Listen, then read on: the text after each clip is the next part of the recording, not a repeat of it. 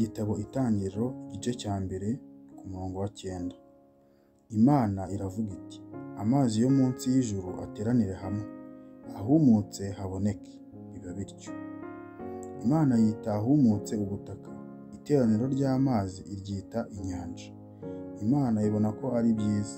Imana iravuga iti, ubutaka bumeze utwatsi n'ibimera byose byere imbuto ku butaka, n'ibiti byere imbuto ku butaka zirimo utubuto twabyo. Igiti cyose cyere imbuto zikwiriye ubwoko bwacyo, biba bityo.